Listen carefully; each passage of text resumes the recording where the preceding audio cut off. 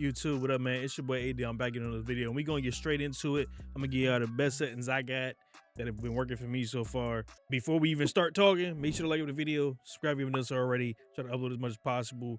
Call of Duty, Battlefield, whatever it is, I'm in here. We locked in. Let's get these watch hours, all the good shit, man. Let's get to it. All right.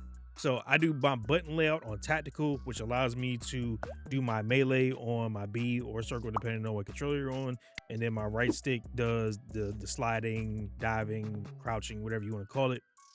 I also have the GameStar G7 Pro, which I have two back buttons on each side, one and one. So I use the B one here to do that, and then my A is back here, so I can jump with this as well. Next thing, default horizontal and vertical I have on 1.65. I was doing 1.6, felt a little too slow, so I tweaked it just a little bit to move it up some to 1.65. This is what a lot of other people I've seen been using. Has been doing really well for me. Everything else off, off, off, off, off. And then for dead zones, this is all based on your controller, based on your stick drift and shit. Left stick you want as low as you can without getting stick drift too. And then left stick max as low as you can, just so you can start moving right off the rip without any delay. And then right stick min, this really depends on your right stick in general. If you have stick drift, go ahead and hit that test, and then you just move it around as much as possible. As long as it gets back to 0, you're good. If you have to keep moving it up by 1, then you keep moving it by 1. That simple. And then right trigger, left trigger, I have it 1. You can put it just at 0, it really doesn't matter, but I just have it at 1 right now. For aiming wise, sensitivity multiplier is exactly the same. I had always been messing around with 0.9 to 0.95, but 1, just a standard 1 has been working pretty well. Going to aiming advanced, we do instant, assist, and dynamic. Leave it in that 1. No custom sensitivity per zoom. Target aim assist, of course, leave that on. And then we go into motion sensor function. Usually this FOV sensitivity scaling is on. Just go ahead and turn it off. I like to make sure there's no anything that's going to mess up my aiming whatsoever. So just make sure to have that thing off before you even get going. Into movement, I have it on tactical sprint assist. You can just leave it on sprint, honestly. Or if you want to start spamming your left stick and start getting the drift on that, just go ahead and cut this off and call it from there. But I like having just the tac sprint assist on, just in case I end up having the tac sprinter perk equipped. I'm all good there. Mantle assist, we have this off. Most times I would do low mantle assist, but I like to be able to control when I'm jumping, so I'm not just hitting the button and magically I'm hopping over something I didn't want to. I start mantling on something that I didn't think was there that I was going to grab onto. We leave that off. Crouch assist off. Corner slice is personal preference. I have mine off. I used to have it on in BO6. I just turned it off. Wall jump assist I have on forward only. What I will say is I might change this to sideways only, just because a lot of times when I take the wall bounce, it's going sideways typically. So I may do that instead, or I'll just leave it off and just spam my A button, but it really is personal preference too. But I think having it on definitely helps out a lot. So that way you're not having to hit any other buttons, and you can, in case you don't have like back buttons like I do, you don't have to worry about hitting a button and taking your fingers off the right stick unless you're playing claw or something like that. Then you'll be good to go. Combat roll assist we have off. Slide dive behavior. This is something else's personal preference. First thing first is make sure it's on short, so there's no delay at all in anything you're doing. I like having it on tap to slide just because every now and then I do like to dive in case I need to get out of a bind, like it's a certain situation I need to dive backwards or whatever. I like being able to just hold the right stick and it activates relatively well. Or you can just leave it on hybrid, where the issue is with that, you have to also hit your sprint button, your left stick. So I like to just have it on tap to slide in general. This is automatically off because my grounded mantle is set to off. Sprint restore and slide maintain sprint, keep those on at all times. And then the rest of this stuff is pretty much just regular. Have this on tap to slide. And then movement advanced, have toggle off, off, off, and then single tap run. This at least gets you right into going as soon as you hit that left stick up. Spring door bash on, plunging underwater. Leave that on free so you can kind of control how you're swimming yourself. Combat is all the same. I haven't touched anything here. except for combat advanced. So I have this on prioritize interact. So you would basically just be tapping the button to pick up anything to resupply usually, but you'd have to, if you're near anything else, you have to hold your reload button in order to reload. So keep that in mind. If you're not really too worried about that, then I would just go tap to reload and then hold to interact for everything else. I'm probably going to go back to this just because it's one less thing to worry about, but I feel like this helps out a lot if you're putting down ammo crate or whatever. You can just quickly grab the ammo out of the crate without having to hold the button and keep going. And I don't mind having to hold my reload button. If I'm using fast hands, that definitely helps too. Mantikins reload on, off, independent, off, on, and off. Now, we're going to go right into audio first. Now, again, this is also on PC, so keep that in mind whenever you're going into this, okay? So, master game volume 100, gameplay music volume on 0, dialogue 50, effects, which is like footsteps and everything, 100 and 0. So, I'm using IEMs, but it's used through my Astro A40 mix amp, where all my sounds come through. But I also use loudness EQ on the PC as well.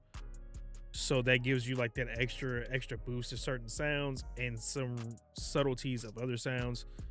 If you're on console and stuff like that and you have Astros, there's plenty of like different videos for depending on which Astros you have that people have set up.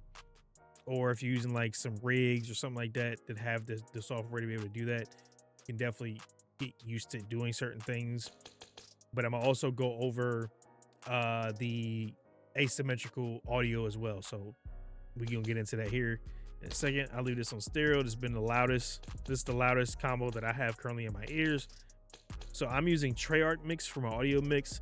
It's been really good. The next thing you could try is bass boost or sucker punch. Sucker punch is actually pretty good too. Right now, this has been pretty good just for being able to hear footsteps at a certain angle. But like I said, I may change it to a different, maybe sucker punch. Mute game minimize, mute licensed music since I'm streaming. Asymmetrical hearing compensation, have this on. And let's go ahead and get right into this. So for your left frequencies, 50, 50, 10, 5, -5, -5, -5, -5. Pause it here so you got it. This has been helping me. I had this in BO6. Works pretty well in here too for my audio. And then it's literally the same exact thing on the right ear as well. Nothing different. So if you need to pause it at any point in time during this video, you can definitely pause it and grab it. Then reduce tinnitus sound, have that on, which is like the rain and stuff like that. And then for hit marker preset, you can do whatever you prefer. I have it just on the default. I like how it sounds. Classic is good too. I may end up actually going back to classic because I actually like how that sounds. Voice chat volume, I have a 56 just because I usually have like music in my ears, and with the game being as loud as it is, sometimes it drowns out the voice. So adjust it accordingly. So I have on, all lobby. Voice chat, I need to actually make into, it's probably why it was so quiet for me earlier. Put it on what you have to have it on. Then you can have presets of how you want to do your stuff. Microphone level, I have it 50. We're gonna actually put that back to push to talk because that's kind of an asshole thing. If somebody popped in here and I was in the middle of a conversation, let me test. All right, we good. All right, and that is audio. And then the interface, on, off, on. I do telemetry to have my FPS counter on. This is all I really want to see is how my frames are looking. And then as far as latency, I can turn that on too, just to kind of see how the server timing is looking. Again, personal preference there too. I'll leave it on default sizes and make sure I got the in-game alerts locked in for me. Readability is only thing we're changing here is color customization. So I had mine set to like black or whatever. Just I'm not really worried about seeing my stuff. Team, I went over one to the left to brighten it up. Party, enemy, I moved it just by one. I may actually go here, make it a little bit darker, but I do like how this like orangish red looks. Neutral and contested. We didn't do anything squad member wise, like per squad member. Wasn't really a necessity thing. Then we're using filter 2. I have it on world versus just like the menus and the HUDs and all that stuff. And then 100. And then for gameplay HUD, currently I'm using the Ethereum. It doesn't give any like competitive advantage at all. It just looks nice. It's cool to look at instead of just a regular plain old thing. I scaled it down just by 0.05 just so it's not overly exaggerating my screen, especially because I move the HUD bounds in as close as I can get. HUD visibility we have on. You can turn on any of this stuff, turn on and off any of the stuff that you want. All up to you at the end of the day. And then info visibility, player names abbreviated. And again, you can always turn on or off these things. It's not like BO6 where you could actually like adjust how they looked as far as like the opacity. This one is just on or off depending on what you want to see and not see. Change kill free duration. Turn your radar off. Mini map rotation on, compass on. And then for crosshair lines, I have on static with on. Have this on and larger so that way I can see my center dot a bit better if I need to like make sure I'm centering on my screen better, if I'm gonna hit fire, all that good jazz. Make that at 100. I changed my crosshair color to be a little bit brighter. Of course, I want to see my hit marker visuals off, and everything here is already off. Okay, now for what I think a lot of y'all been waiting on, graphics. Just so you know, I do have an RTX 3070. So if you have something better or worse, bear with it. Use it to your own discretion. Make sure to use your benchmark as much as you can, because this has definitely helped me out to kind of test some things out. Okay, screen refresh rate, make sure it's the highest it can go. Make sure you're on full screen if you can pull that off, and you don't have to worry about doing anything else. For NVIDIA reflex low latency, this is personal preference. On or on plus boost, it really just depends on how your PC reacts to it. Eco mode, you can leave it on custom because you just turn these off. I have my frame rate limits on unlimited. If you're struggling and you don't want to go too far and have any screen tear or anything like that, just go ahead and drop this down to exactly where your refresh rate is, or just a couple ticks under, like 3 to 5 ticks under. Make sure you're not going overboard. Optimal off, and 0. Now for quality, I have this on DLSS with quality, 75 sharpness, and transformer. Usually be using Fidelity FS CAS. It's very blurry, what I've noticed on here, so we went ahead and just took that out completely. I didn't see a need to even be using it. We went to DLSS, got some extra frames. While it still looks good, you can adjust the sharpness how you want. It feels like it brightens the game up a little bit more too. And then put it on transformer. Transformer is the one you want to be using. You don't want to use CNN. Transformer gives it the best look, the extra frames that you want to have and everything. You can ignore this because it doesn't have anything to do with what you got going on. When you go to benchmark it, what it does, instead of 1080, it drops it to a downscale of 720. But even with that, it still looks great. If you're worried about that, you can turn DLSS off, put on Fidelity FS CAS. We're going to actually just do this just to make sure it actually is at 100 how we want it to be. Go back DLSS, quality, boom. AMD FSR3 frame gen. Now, I was using this. What this does, it gives you extra frames, like an extra anywhere between 10 to 20% of frames. The issue is it's all inflated frames. It just makes it so the game is clearer in a sense, to where your frames actually seem like they matter. It's just random frames that they throw in there. They're literally, like it says, AI generated. It's not, they say it's not legitimate frames. I was using it on BO6 whenever there was like updates like Newtown where the frames were terrible.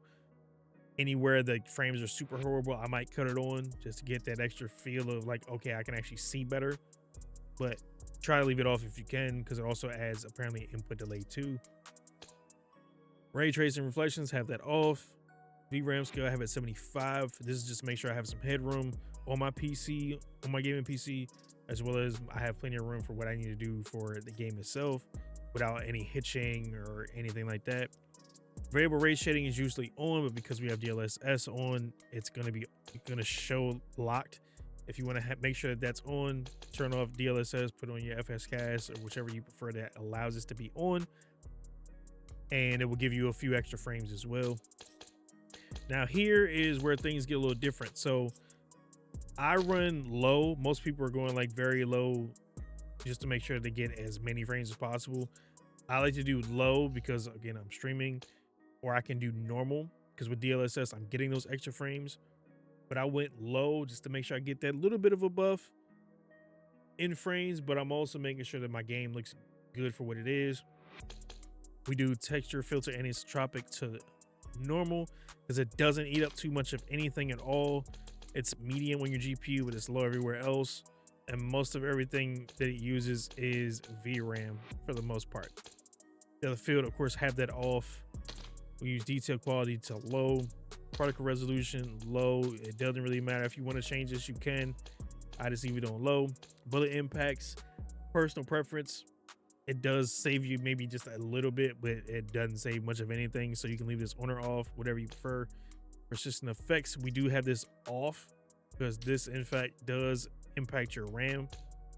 Shader quality, I do medium so the guns look better. The shadows on the guns, you know, give it that different lighting effect to them. So if I'm wanting to take like a picture or do a screenshot or a recording of how one of the camos look, this is what I use it for. Medium is a good sweet spot just to make sure everything looks well. On-demand texture streaming is another weird one. So I was doing optimized at one point with no limits and I just left it at 16. It does help with how the game will end up looking eventually once it hits that resolution limit, but it really just doesn't matter at all. So I would just do minimum. It'll still build up no matter what in the texture cache. So just kind of leave it as is. Or if you want to make sure you're not doing anything extra, have this off, put it to 1 on the daily limit and you'll be fine. Local texture streaming, have that to low. In-game video quality, so this is like video boards actually in the game. Turn that shit to low. Nobody's worried about watching these videos in the game itself. Shadow quality very low. Screen path shadows off, low. You can go very low here. I have it on low just to kind of give that little bit of extra good look to it. It raises the grounds leveling up a little bit, and it looks good with the anisotropic filtering as well. Volumetric low, off, and off. And then we move on to view. Confirm that. So I am using 103 FOV. You can do 120. I'm probably gonna bounce back and forth between the two, but 103 with the sensitivity that I'm using is actually really good. I'm able to turn quickly and maneuver how I need to, while also making sure everything is closer in front of me to where I can actually see the enemy. I'm getting better shots. 120, I did notice that it does make it seem like you have less visual recoil, which is great the higher FOV you go, and it does make you feel like you're moving faster. I will say that, but I go at 103 because again, I'm not worried about doing too much. I can move around how I need to maneuver, get to a spot, move, get to a spot, and kind of work my way around the map that way. So that's just personal preference. And plus, if anywhere between that 95 to 105 range helps with the quote unquote stickiness of your aim assist, which is, as we know, has already been nerfed to the ground for the most part, but it's still relatively good at lower FOV ranges as well. Whoops. ADS field of view affected. We don't want it to be extra zoomed in with independent. Weapon field of view, we have wide, so that way the weapon looks smaller. We can see more of the screen and the map. Third person field of view 90, wide. World and weapon motion blur, make sure them shits is off at all times. Don't ever turn this shit on. First person and third person camera, leave it to least so your camera isn't moving anywhere near as much. And then we have inverted flashbang, is just to make sure that instead of the screen going full fucking white during these flashes, it goes black, so that way I'm not flashbanging my life away. And again, test these out in your benchmark, see how your PC runs with it and handles it. I think it'll go a long way to help you out. And then when you do one, you can always adjust certain settings if you need to make them higher or lower, depending on how your frames are looking. Use this to your full advantage if you have a gaming PC. If y'all on console, of course, a lot of this stuff is kind of like whatever to you, but for my PC gamers out there, hopefully this helps you out, man. I appreciate y'all watching the vid. Appreciate the subs, the likes on the videos, y'all tuning in on the streams here as well as Twitch. Hopefully I catch y'all again next time. Appreciate y'all, love y'all. Stay safe out there. Enjoy the grind. Until next time, peace.